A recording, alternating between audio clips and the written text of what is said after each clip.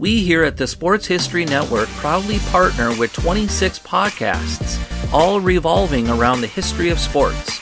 But did you know that many of our hosts were sports history authors way before they started their shows? It's true.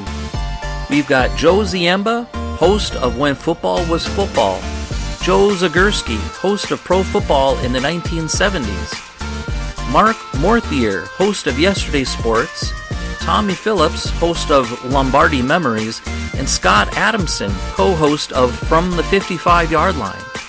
All these authors have many books for you to choose from. To check them out, go to our website at sportshistorynetwork.com/sportshistorybooks. Pick up your copy today. Soundtrack provided by Kevin MacLeod of filmmusic.io.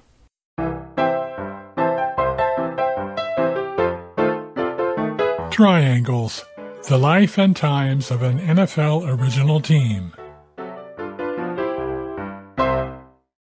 Season 2, Episode 6, Wandering Years.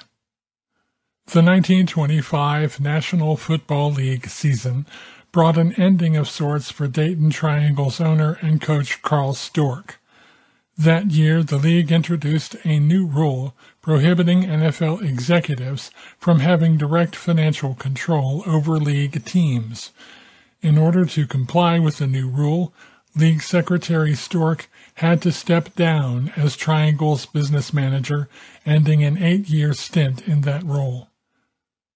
To handle the team's day-to-day business operations, Storck turned to old friend and the only other person who had ever held the position, Mike Redelle. Redelle was the original business manager of the team before leaving to serve in the military in 1917. He also managed Triangle Park, a role he resumed after returning from service. By 1925, Carl Storck had had enough. He must have felt he had done everything he could do to build local interest in the Triangles, but to no avail. Market forces were against him. Half or more of the seats at Triangle Park were empty when the team did play there. It didn't help that the Triangles had been an NFL also-ran for the last few seasons. Local fans weren't interested in seeing the home team lose. Neither would they come out for teams like the Frankfurt Yellow Jackets. They wanted top teams like Chicago's Bears and Cardinals. Those teams, though, had little to gain from coming to Dayton for a share of a small market box office when they could regularly pull big crowds to their ballparks at home. Therefore, Storck decided the Dayton Triangles would henceforth be a road team. It was Redelle, though, not Storck, who delivered the news to the local press and public. Local sports fans, he told the Dayton Daily News, seemed interested in seeing only one game a week, and that would most likely be a high school or college match. Redelle held out a carrot for the city, however.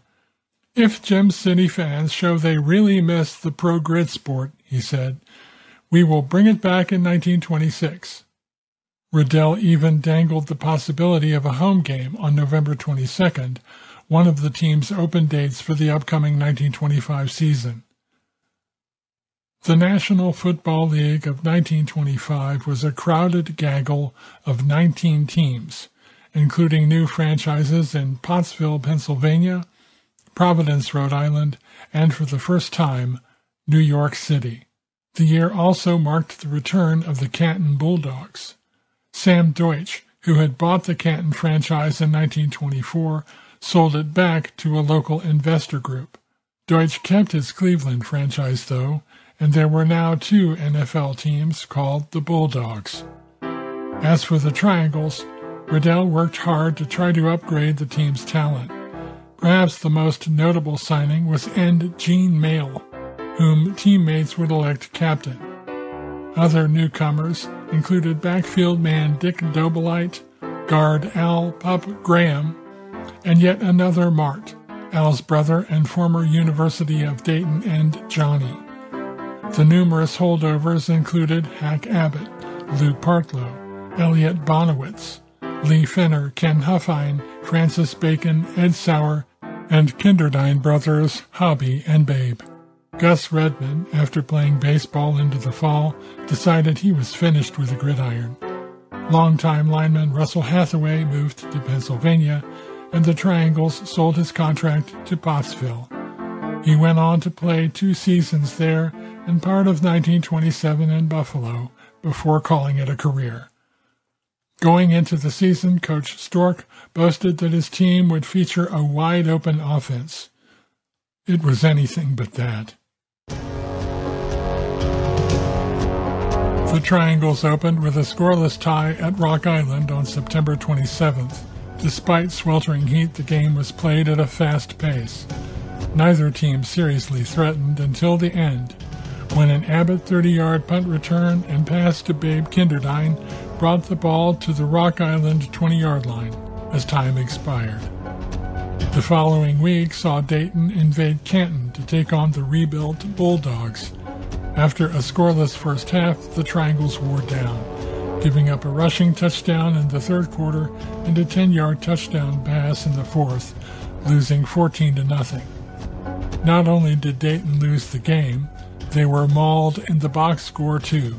Lou Partlow's last name was spelled Hartlow and Gene Mahl's Mahl.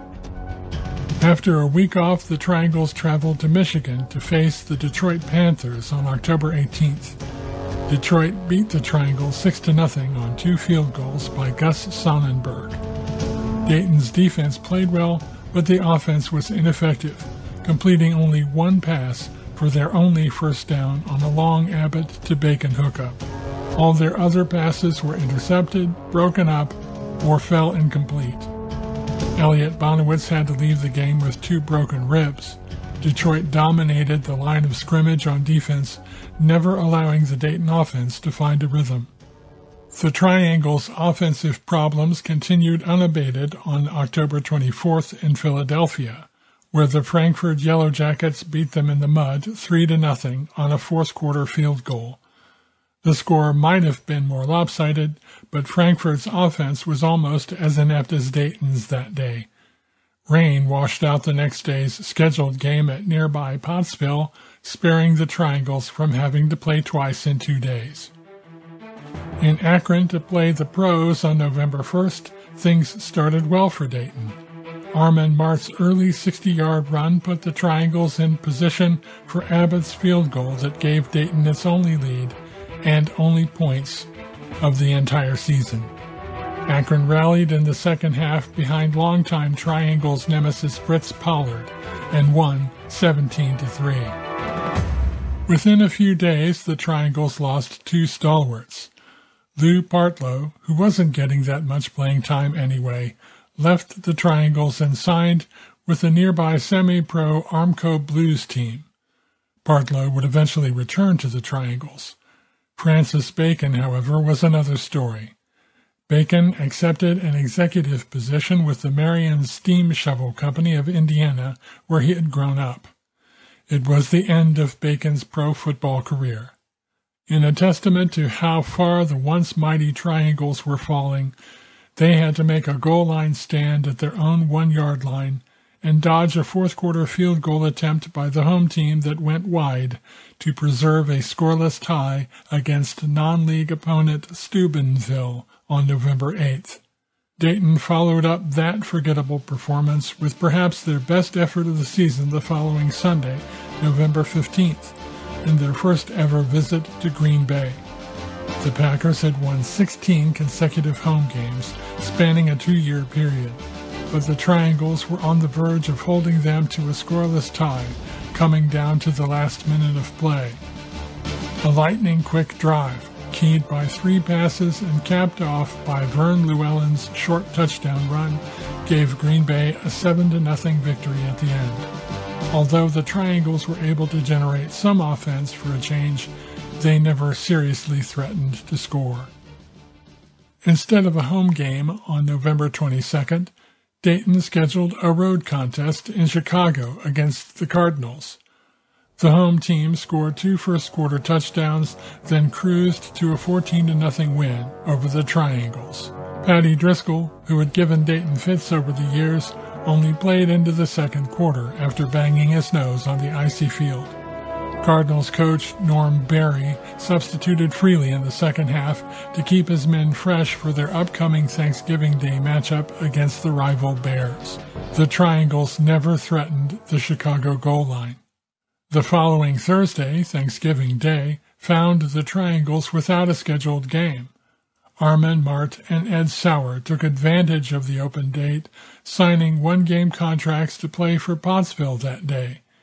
Gene Mayle had an opportunity to play for the Chicago Cardinals against the Bears, but had to decline because the travel time involved would have interfered with his responsibilities as an attorney in Dayton.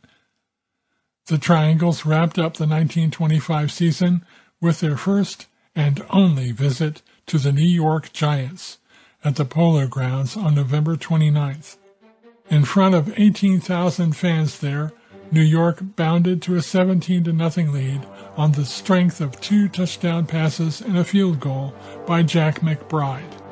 Dayton threatened twice on deep passes from Abbott to Mayle, but the Giants held on downs each time on their way to a 23-0 win.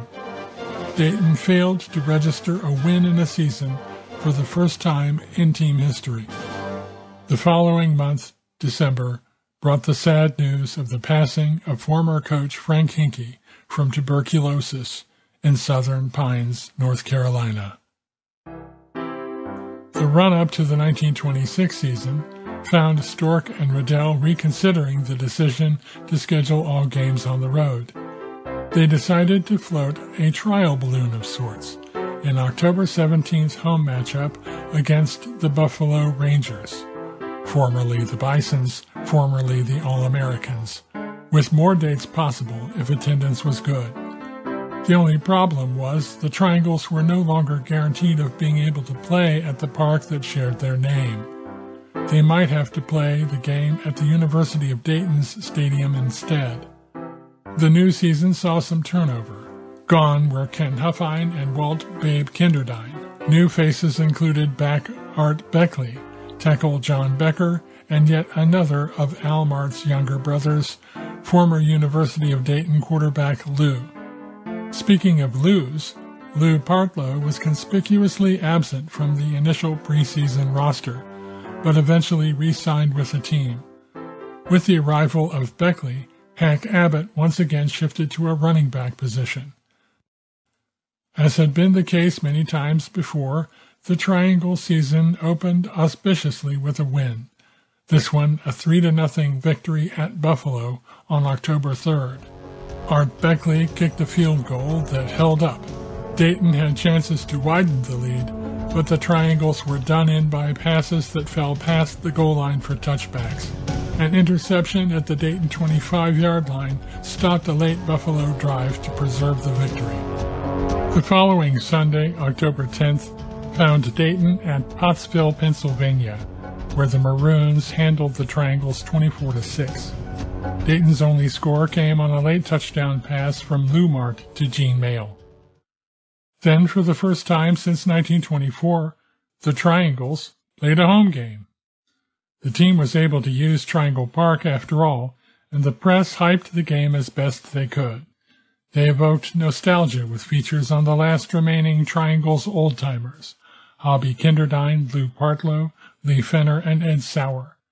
They quoted Redelle as saying that future home games would depend on this one. A headline screamed, "Large throng expected to see battle." On October 17th at Triangle Park, the large throng was about 1,500 fans, according to the Dayton Herald. The Daily News estimated it more charitably at about 2,000. Either way, it was a much smaller crowd than the one that came to see the Triangles and Cincinnati Celts in 1917. As for the game itself, Dayton had chances, but squandered most of them. Lou Mart briefly evoked memories of his brother Al early, passing to Gene Mayle for a Triangles touchdown, but the extra point attempt failed. Buffalo scored their touchdown when a Jim Kendrick pass slipped through the hands of two Triangles defenders into the arms of Al Swain, who ran for a touchdown. The made extra point gave Buffalo the lead. A field goal attempt that would have given the Triangles the lead back was blocked, and the Rangers held on to win 7-6. Dayton played no more games that October and would not play another home game the rest of the season. November opened with a non-league game at Redland Field in Cincinnati on the 7th, where the Triangles battled the Potter Tramps to a scoreless tie. Dayton failed to move the line of the Cincinnati team, which was augmented by a couple of former West Virginia players brought in for the occasion. The following Sunday, November 14th, saw a comedy of errors in Detroit, where the Triangles played the Panthers to a scoreless tie. The lone Dayton highlight was a goal line stand inside their 5-yard line. Art Beckley's return of a muffed punt by Detroit for a would-be Triangles touchdown was nullified by a penalty, as were the Triangles' only two good pass plays of the game. Fumbles and loose play were the order of the day. The weekend of November 20th and 21st saw the Triangles playing two road games to wrap up their NFL season. That Saturday, Dayton fell to the eventual league champion Frankfurt Yellow Jackets 35-0. Frankfurt rolled behind 3 rushing touchdowns from Ben Jones. Then the Triangles hopped a train for Hartford, Connecticut. There on Sunday, they lost 16-0. The score could have been much more lopsided, as the Triangles played with their backs to the goal line for much of the contest. Dayton finished the 1926 season victorious in a mud-drenched non-league game on November 28th, 3-0 over the Ashland Armcos. Abbott's 35-yard field goal was the only score of the day. The Triangles wound up with an NFL mark of 1-4-1. Following the season, Gene Mayle announced his retirement to focus his full attention on his legal practice. Storck and Redelle's trial balloon had crashed, and the team relied increasingly on non-league contests to earn extra money. If the Dayton Triangles were to survive much longer, they would have to come up with new ideas to pique fan interest. Next time, one more chance for the hometown team. Triangles, the life and times of an NFL original team. Written and produced by Bruce Edward Smith. Copyright 2019, all rights reserved.